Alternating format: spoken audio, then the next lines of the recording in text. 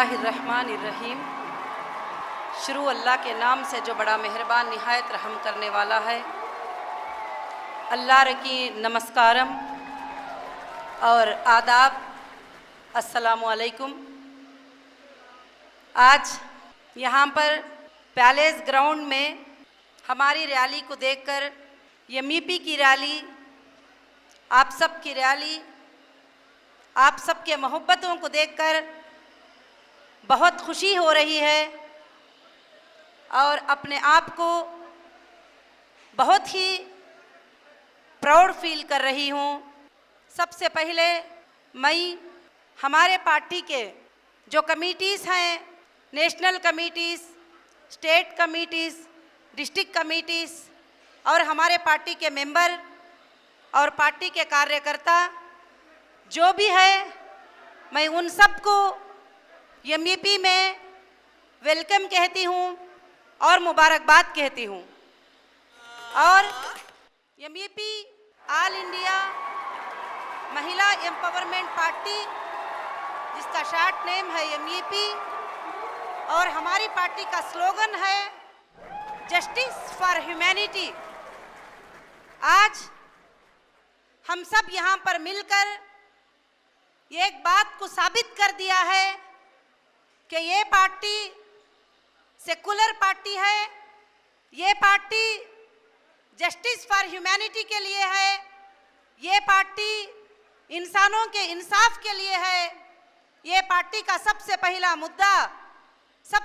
मुद्दा पार्टी का है महिलाएं, देश की महिलाएं, जो आज तक इन महिलाओं के जो हुकूक है वो सही से नहीं मिले, और उसके साथ साथ ये पार्टी का मुद्दा है जस्टिस फॉर ह्यूमैनिटी। मेरे भाइयों और मेरे बहनों, आज मैं आप लोगों को कुछ बातें अर्ज करना चाहती हूँ अपने पार्टी के तरफ से। खासकर से पार्टी का जो मकसद है कि जो पॉलिटिकल, आज लोग पॉलिटिकल के नेम से लोगों के साथ जो नाइंसाफ़ी करते हैं, उन सब को चेंज करने के लिए और उन सब के लिए जो इनजस्टिस होते हैं भारत के अंदर, उसके लिए मैं एमईपी पार्टी को मैंने लॉन्च किया है।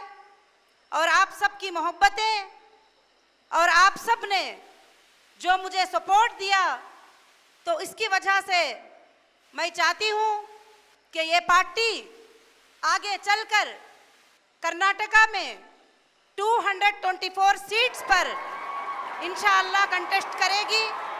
और ये पार्टी सिर्फ हक के लिए लड़ेगी, और ये पार्टी के जो कार्यकर्ता होंगे उनके लिए भी हक की आवाज़ उठाने की दावत देगी।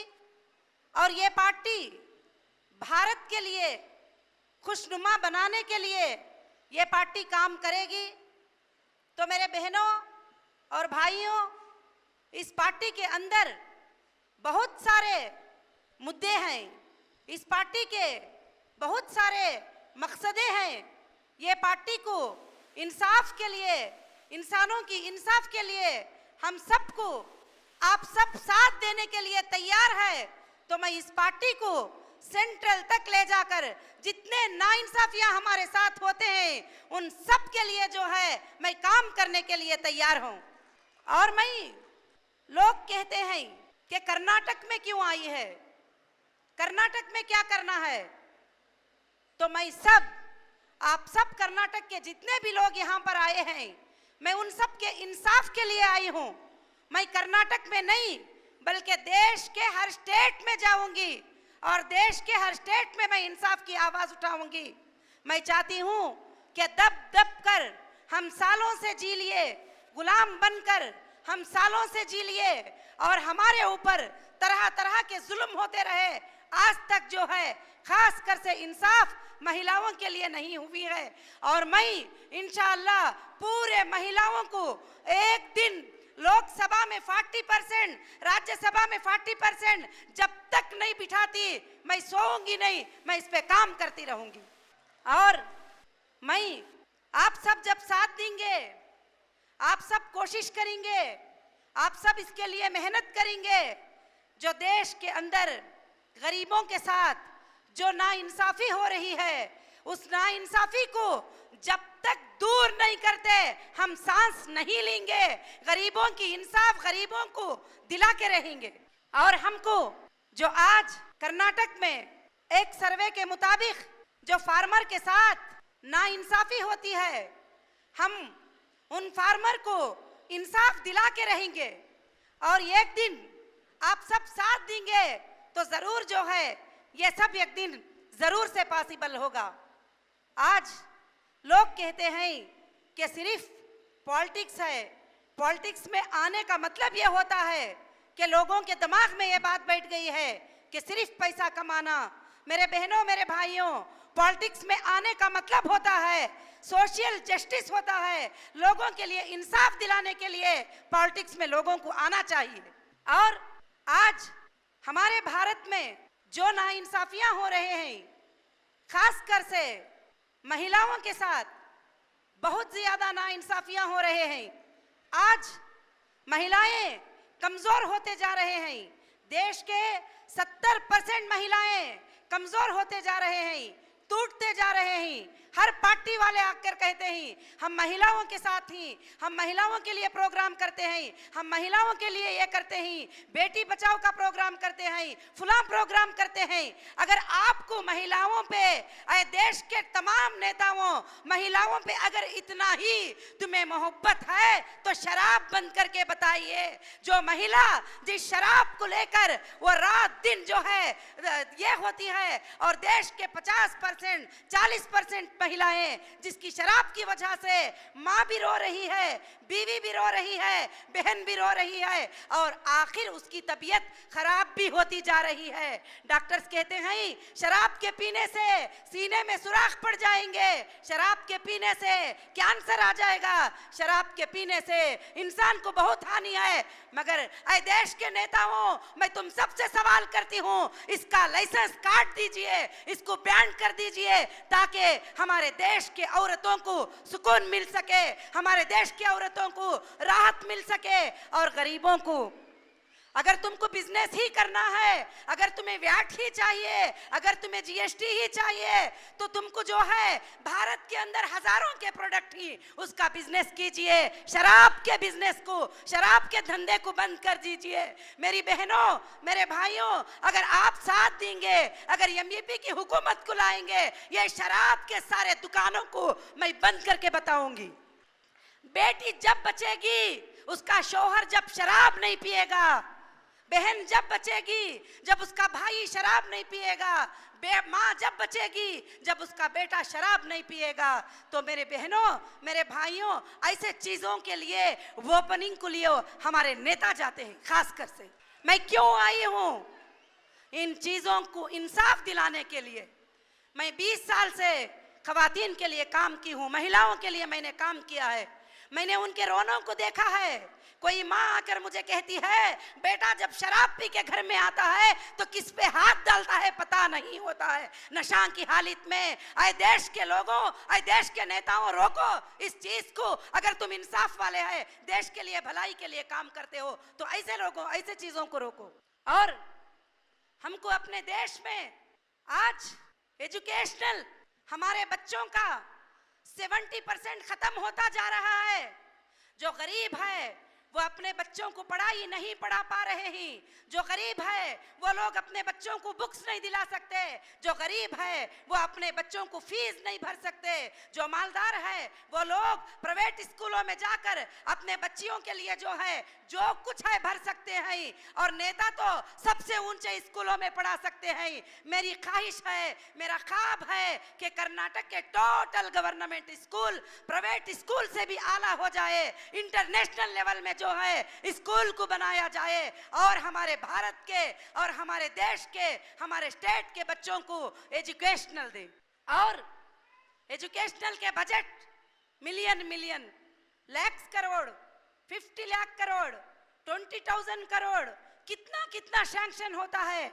आप मेरे साथ चलिए, विलेजेस में देखिए, आप छोटे छोटे खरियों में देखिए, उन स्कूलों में बच्चों को बाथरूम नहीं है, उन स्कूलों को पेंट नहीं मारा गया, उन स्कूलों में बच्चों को चेयर नहीं है, तो बजट कहां जा रहा है? बजट कहां जा रहा है? इस बजट को गरीबों तक पहुंचाने के लिए एमईपी की आखिरी सांस तक काम करेगी। मुझे जितना भी दबाने की कोशिश करो, मैं दबने वाली नहीं हूं। मैं इंशाअल्लाह ये काम करके रहूंगी, मैं गरीबों के लिए इंसाफ दिला के रहूंगी। मेरी कोई ख्वाहिश नहीं है तुम सबको लेकर।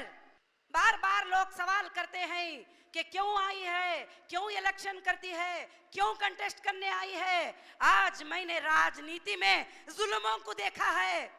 लैंड ग्रैबर सबसे ज्यादा है तो राजनीति के लोग होते हैं, और करप्शन में जो लोग होते हैं तो राजनीति के लोग होते हैं, और धोखाधड़ी में होते हैं तो राजनीति के लोग होते हैं। तो मेरे भाइयों, मेरे बहनों, मैं इस राजनीति के शक्ल को बदलकर इस राजनीति को सोशल जस्टिस की शक्ल बनाना चाहती हूँ। इस राजनीति की शक्ल को एक बेहतर शक्ल बनाना चाहती हूँ। लोग कहते हैं खासकर से जो है हमारा प्रोग्राम 11 तारीख का था, कल का प्रोग्राम था। मैं सैल्यूट करती हूँ, मैं तुम सबको सलाम करती हूँ, जो ये प्रोग्राम ऑर्गेनाइज करे उनको भी सलाम करती हूँ। क्यों कि हमारा प्रोग्राम 11 तारीख को था। इस पर पॉलिटिकल प्रेशर इतना डाला गया कि 11 तारीख को ये प्रोग्राम ना हो सके, और किसी भी हालत से जो है ये प्रोग्राम को एक दिन जो है आगे कर दिया गया।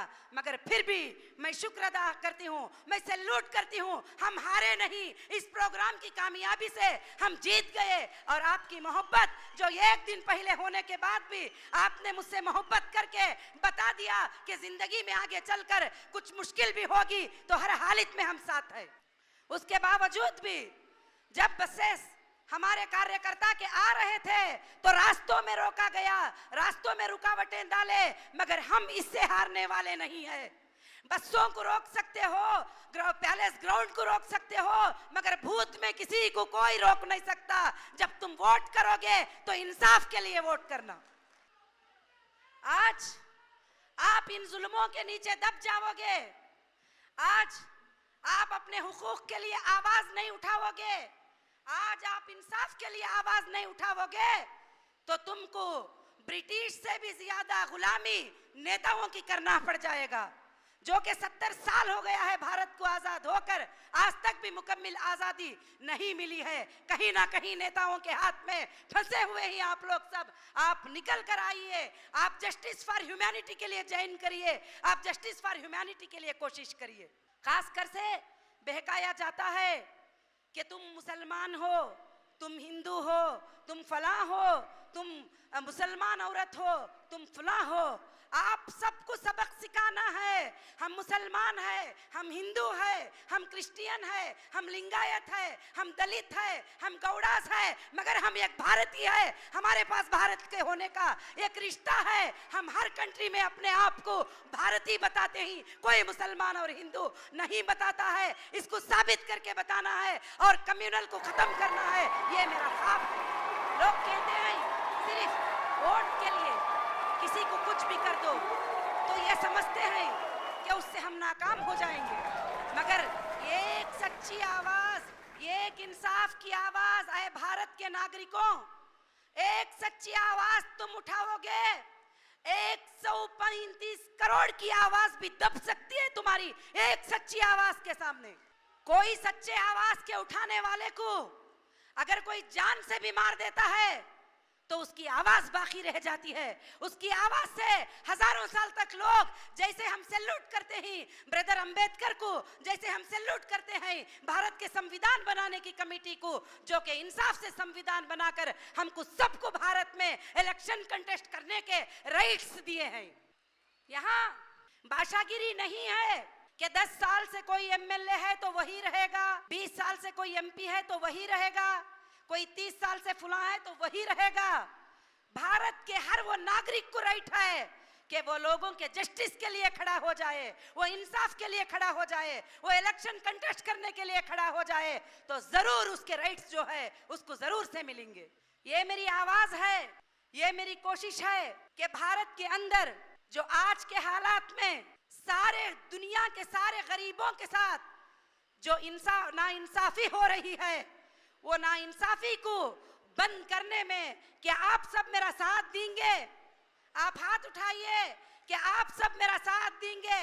क्या आप सब मेरे साथ रहेंगे? अगर आप साथ देंगे 2019 में लोकसभा इलेक्शन पूरे भारत में कंटेस्ट करके जीएसटी को टोटल हटा के बताऊंगी, और इडली पे जीएसटी को हटाऊंगी, चाय पे जीएसटी को हटाऊंगी। इडली तो छोड़िए, चाय तो छोड़िए, हजाम के पास जाते हैं शेव करने के लिए, उस पर भी जीएसटी है। शर्म करना चाहिए। हमारे भारत में कमाई की क्या इतनी जरूरत पड़ गई है? छोटी छोटी चीज पर जीएसटी है। मुझे तुम साथ देंगे, मैं लोकसभा इलेक्शन कंटेस्ट करके ये जुल्मों को हटा के आप सबको बताऊंगी इंशाअल्लाह। आज हमारे जो स्टाफ होते हैं, गवर्नमेंट स्टाफ क्यों ना हो, भारत के सैनिक क्यों ना हो, आज हमारी पुलिस डिपार्टमेंट क्यों ना हो, उनके आप सैलरीज चेक करेंगे तो 8,000 सैलरी, 10,000 सैलरी। शर्म करना चाहिए। जो भारत के लिए जो खिदमत करते हैं उनके सैलरीज को मैं 200% बढ़ाकर बताऊंगी, क्योंकि वो भारत के लिए जो काम करते हैं सबसे ज्यादा। और नेताओं के संदेश, जो नेताओं के संदेश है उसको खाली करके बताऊंगी कि किस तरह से नेताओं के पैसे खाली होना है। आज भारत के अमानतदारी से जो जॉब करता है उस स्टाफ के लिए रहने के लिए घर नहीं, उसके लिए कोई फीचर नहीं, उसके बच्चों के लिए कोई फीचर नहीं। वही एक नेता के लिए देख लीजिए, हजारों के करोड़, लाखों के करोड़, वहां 5 स्टार होटल, यहाँ 5 स्टार होटल, सब कुछ बन जाती है। मैं ये सारे चीजों को खत्म करके उनसे खींच के गरीबों को दिला के बताऊंगी। ये मेरा ख्वाब है, ये मेरी मिशन है, क्योंकि मैं ये सालों से देख देख कर थक गई हूं इन जुल्मों को। और भारत की औरतों को इंसाफ कैसे मिलेगी? मेरे भाइयों, मेरे बहनों, आप किसी भी मजहब से रहो, किसी भी कौम से रहो, अपने बच्चियों को जो हाथ मांगने आता है शादी के लिए, डौरी मांगने वाले को हाथ में अपनी बच्ची को मत रखो, उससे बदल अच्छा है उसको अपने घर में रखो। क्यों? आज लड़की पैदा होते ही चेहरे उतर जाते हैं, लड़की पैदा होते ही चेहरों पे खौफ आ जाता है, और लड़की पैदा होते ही बहुत से ज्यादा ये करते हैं। क्यों? कि लड़की की शादी जब होती है तो लड़की का बाप गुलाम बन के मंडप में घूमता है, गुलाम बन के काम करता है, लड़के का बाप कालर उछाल के आता है। मैं जब तक इसको खत्म नहीं करूंगी कि लड़की का बाप कालर उछाल के आए और लड़के का बाप भी, दोनों भी मिलकर एक सम्मान के साथ आए, मैं भारत में जब तक वो इंसाफ नहीं दिलाऊंगी मैं खामोश नहीं रहूंगी। आप अपने बच्चियों को सम्मान दें, आप अपने बच्चियों को हुकूक दें। अरे भारत के मर्दों, तुम अपने बीवी को भी हुकूक दो, तुम अपने बीवी को अपनी सम्मान समझो, अपनी बीवी को अपने बराबर समझो, उसको घर की गुलाम मत समझो। जो लोग गुलाम समझकर उसके साथ जुल्म करेंगे, उस औरत को इंसाफ दिला के दिखाऊंगी और उसके साथ खड़ी होकर मैं बताऊंगी। तो आज हमको चाहिए कि आज एक नई शक्ल राजनीति की बनाएं और एक नया इनकलाब लेकर आए। उन नेताओं को खड़े होकर पूछें, हमारे वो जो गरीब घरों का बजट था 10 लाख करोड़, कहां गया वो? अभी तक तो गरीब घर झोपड़े वैसे ही है, वो कहां गया बजट? 35% इनकम टैक्स, 18% जीएसटी, फिर वैट, फिर और सर्विसेज और चार्जेस, कहां जा रहे हैं भारत के ये पैसे? क्या भारत में है? क्या बैंकों के जरिए ये इंटरनेशनल को जा रहे हैं? आप गौर करिए। बस आज हर हक बातिल के नीचे, झूठ के नीचे दबा हुआ है। तो मैं चाहती हूं कि हक की आवाज को उठाकर हम पूरे भारत के अंदर एक डायमंड की चमक लाएंगे और डायमंड को वोट देकर सारे लोगों के जिंदगी में रोशनी लाने की ये कोशिश करेंगे। लोग कहते हैं ये पार्टी नई है, पुरानी है। गोल्ड नया पुराना नहीं होता है, गोल्ड गोल्ड होता है। नेशनल पार्टी होती है, गवर्नमेंट से रजिस्टर होती है, पूरे राइट्स ये पार्टी को होते हैं। अगर तुम कंटेस्ट करके इंसाफ के साथ लोगों के साथ इंसाफ करेंगे तो बिल्कुल से बिल्कुल जो है हमारी पार्टी जरूर कामयाब हो जाएगी।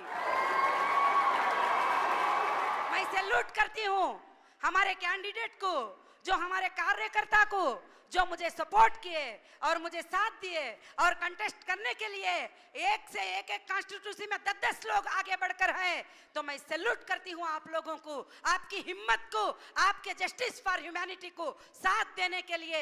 मैं चाहती हूं कि हम भारत में एक पीस इलेक्शन करके हम बताएं, हम लोगों को जुल्म करने वाला इलेक्शन हमें नहीं चाहिए, और लोगों को गाली देने वाला इलेक्शन हमें नहीं चाहिए, और लोगों को तकलीफ देने वाला इलेक्शन हमें नहीं चाहिए। हम अच्छा इलेक्शन कंटेस्ट करके लोगों को इंसाफ देने के लिए आप सबका मुझे साथ चाहिए। अगर आप सब साथ देंगे, कर्नाटक में इंशाअल्लाह एमईपी की हुकूमत आएगी, एमईपी की रोलिंग आएगी, तो जरूर से जरूर जो है एमईपी के जरिए 5 साल के अंदर हर पूर घर को मिटा के एक अच्छा घर गरीबों को हम बना के दे देंगे। और 5 साल के अंदर जो स्कूल टूटे फूटे हैं उन स्कूलों को एक स्टैंडर्ड पे लेके आके अपने बच्चों को एक अच्छा एजुकेशनल दिला देंगे। और 5 साल के अंदर जो फार्मर छोटी छोटे मुश्किलात को लोन लेकर अपने आप को सुसाइड कर रहे हैं, उनको इंटरेस्ट फ्री लोन देकर अगर वो ना पे कर सके तो सब्सिडी के तौर पर उनको माफ करके उनके जिंदगियों को बचाने के लिए कोशिश करेंगे। आज हमको ये सारे चीजें करने के लिए वैसे तो कर नहीं सकते। लोग कहते हैं कि क्यों आई हो पार्टी में, क्यों आई हो पॉलिटिकल पार्टी में।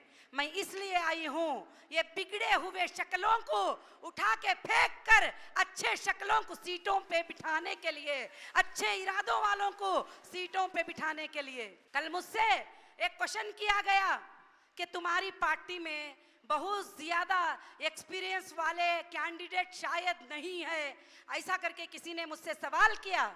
मैंने जवाब दिया, मुझे नहीं चाहिए वो लैंड ग्रैबिंग एक्सपीरियंस वाले, मुझे नहीं चाहिए वो करप्शन एक्सपीरियंस वाले, मुझे नहीं चाहिए वो धोखे का एक्सपीरियंस वाले, मुझे चाहिए पाकीज़ा कैंडिडेट, मुझे चाहिए अच्छा दिल रखने वाले कैंडिडेट, मुझे चाहिए कल चलकर समाज के लिए रात और दिन खिदमत करने वाले कैंडिडेट। अगर मेरे कैंडिडेट कल चलकर लोगों के साथ धोखा देंगे, मैं 1 घंटे में डिस्क्वालीफाई करूंगी उनको। मेरे कार्यकर्ता कहीं पर ऐसे काम करेंगे, कहीं पर लोगों को धोखे देंगे, मैं उनको 1 दिन में डिस्क्वालीफाई करके बताऊंगी, मगर प्रूफ के साथ, राजकीय के बुनियादों पे नहीं मगर प्रूफ के साथ। मैं चाहती हूं कि हम सब मिलकर एक अच्छे भारत को बनाएं, और हम सब मिलकर एक अच्छे कर्नाटक को बनाएं, और हम सब मिलकर हम अच्छे वो ये लेके आके और अच्छे से अच्छे कानून बनाए। और जो कर्नाटक में जो सैलरीज का प्रॉब्लम चल रहा है, जो आंगनबाड़ी के औरतें, मैंने देखा 2-3 हजार औरतें फ्रीडम पार्क में 3 दिन तक 4 दिन तक धरना करे। एक भी नेता को ना उनके खाने का ख्याल था, ना उनके पानी का ख्याल था, ना वो जाकर देखे कि उनका क्या हाल हो रहा है। तो आज हमको चाहिए कि उनकी इंसाफ दिलाए कि 1000 की सैलरी में उनका क्या बन सकता है और 2000 की सैलरी में उनका क्या बन सकता है। तो मैं खास कर से जो है यही चाहती हूँ कि जस्टिस फॉर ह्यूमैनिटी के लिए हम इंशाअल्लाह काम करेंगे, और कर्नाटक में नहीं बल्कि पूरे हिंदुस्तान में काम करेंगे, और पूरे हिंदुस्तान के जो तकालीफ हैं लोगों के उसको हटाकर बताएंगे। मगर आप सब जब साथ देंगे तो ये कोई भी बड़ा काम जो है दूर का नहीं है। तो मैं इसके साथ साथ जो है अपनी बात को ख़त्म करती हूँ, और मैं जितने भी मेरे कार्यकर्ता, मेरे कमिटीज़ यहाँ पर आए हुए हैं, और पुलिस डिपार्टमेंट और मीडिया डिपार्टमेंट और जो सिक्योरिटी डिपार्टमेंट है, मैं उन सबको सलाम कहती हूँ और सैल्यूट करती हूँ कि उन्होंने जो है हमारे प्रोग्राम का ध्यान रखा और हमारे प्रोग्राम का ख्याल रखा। लोगों, मुझे आप सब ने फ़ोन किया था कि 1 दिन में कैसे पॉसिबल होगा, तो ये पॉसिबल होगा। मैंने कहा कहा कि एक दिन 24 घंटे बहुत ज्यादा टाइम है, क्योंकि रात के 11 बजे हमको परमिशन का अनाउंस होता है, सिर्फ 1-9 तारीख बीच में होती है। मैंने तुमसे कहा था एक दिन बहुत बड़ा टाइम है, तो आप देख लीजिए एक दिन कितना बड़ा टाइम है। इसलिए इलेक्शन के लिए भी 2 महीने टाइम है, बहुत ज्यादा टाइम है। ये सोचकर आप काम करिए, हम सक्सेस और कामयाब होके रहेंगे। और उसके साथ साथ मैं जो पैलेस ग्राउंड का जो परमिशन दिए उनके लिए भी मैं थैंक्सफुल हूँ, वो कमेटी के लिए भी मैं थैंक्सफुल हूँ। एक दिन पहले क्यों ना हो, उन्होंने हमें परमिशन ग्रांट किया। और उसी के साथ यहाँ के चीफ मिनिस्टर साहब के लिए भी मैं थैंक्सफुल हूँ कि उन्होंने इस परमिशन को ग्रांट किया। और थैंक यू। जय हिंद, जय कर्नाटका।